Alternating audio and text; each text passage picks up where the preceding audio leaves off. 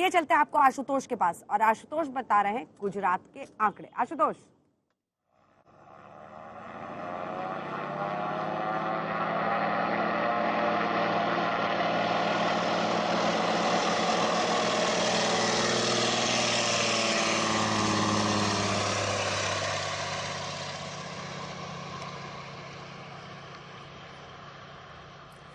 बहुत शुक्रिया अंजना आपका। तो सी प्लेन में हम सवार हैं और दर्शकों को बता दें कि किस पार्टी को कितनी सीटें मिलने जा रही हैं। देखिए, सबसे पहले भारतीय जनता पार्टी 129 से लेकर 151 सीटें भारतीय जनता पार्टी के खाते में जा रही है, यानी कि गुजरात की जनता उन पर भरोसा कर रही है। 129 से लेकर 151 सीटें देने को वो तैयार बैठे हैं। सबसे पहले बात हो गई भारतीय जनता पार्टी की, लेकिन भारतीय जनता पार्टी के लिए काफी प्रधानमंत्री नरेंद्र मोदी ने बहुत मेहनत की, अमित शाह ने बहुत मेहनत की, पूरी पार्टी ने जोर लगा दिया क्योंकि सत्ता बचाना था, इसका यह मामला था। लेकिन बढ़ते हैं आगे, कांग्रेस की बात कर लेते हैं।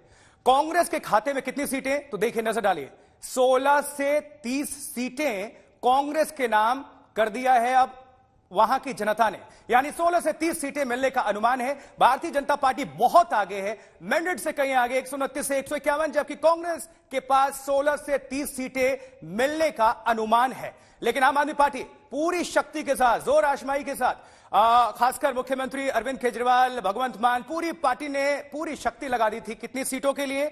तो जो एग्जिट पोल के नतीजे आ रहे हैं वो ये दर्शाते हैं कि 9 से 21 सीटें आम आदमी पार्टी की झोली में गुजरात की जनता करने जा रही है। कितना बड़ा यह फासला है, जल्दी से नजर डाल लीजिए। 129 से 151 बीजेपी के पास, 16 से 30 सीटें कांग्रेस के पास और 9 से 21 सीटें आम आदमी पार्टी के पास रहने का यह अनुमान है। तो फिलहाल यहां से इतना ही, लेकिन आगे फिर से हम एक बार रुख करेंगे अंजना का।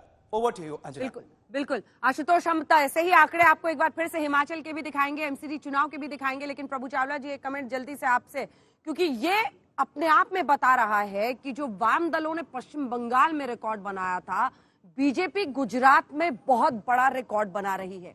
गुजरात में एक इमोशन भी, अगर आप जाएंगे वहां पर पूजा पाठ में लोगों की बहुत रुचि रहती है। बीजेपी के लिए हिंदुत्व की वो सबसे बड़ी प्रयोगशाला बनी, अमित शाह गृह मंत्री, तो वहीं प्रधानमंत्री नरेंद्र मोदी 24 के पहले।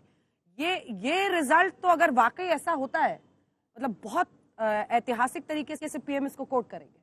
एक बार एक हिस्ट्री देखेंगे, अगर 95 से बीजेपी जीतते आ रही है, 2002 के अंदर मोदी जी का जैसे जैसे प्रोग्रेशन होता रहा है, क्योंकि मोदी जी वहां से आकर के प्रधानमंत्री बन गए, तो गुजरात का रिश्ता उनसे ज्यादा बड़ा हो गया। गुजरात के अंदर मोदी जी को जिताना गुजरातियों की प्रेस्टीज बन गई कि मोदी एक ऐसे व्यक्ति है, सारे देश के अंदर देखेंगे, पहले भी रिकॉर्ड देखेंगे कि वो अपने स्टेट में चीफ मिनिस्टर रहे, उसके बाद प्रधानमंत्री बने। जब तक वो प्रधानमंत्री हैं, गुजरात की जनता शायद उनके खिलाफ कभी भी वोट नहीं करेगी और आने वाली कांग्रेस जो पार्टी है वो बहुत कमजोर होती चली जा रही है। इसीलिए इतने कॉन्फिडेंस से कहते हैं हमने ये गुजरात बनाया। हाँ, इसलिए प्रधानमंत्री बन गया। ऐसा कोई एग्जाम्पल हिस्ट्री में नहीं है हिंदुस्तान के अंदर कि वहाँ का चीफ मिनिस्टर रहे, उसके बाद प्रधानमंत्री बना रहे, लगातार दूसरी बार जीते और रिकॉर्ड को तोड़े। तो उनका इसलिए मोदी जी का गुजरात और मोदी जी के साथ, और ये रावण कहना क्या कांग्रेस को भारी पड़ गया? बिल्कुल, कांग्रेस पार्टी एग्जिस्ट नहीं कर रही है। देखो, जहां ट्रायंगुलर फाइट हो गई है उसकी वजह से भी सीटें उनकी रिकॉर्ड बढ़ गया दिखाई दे रहा है।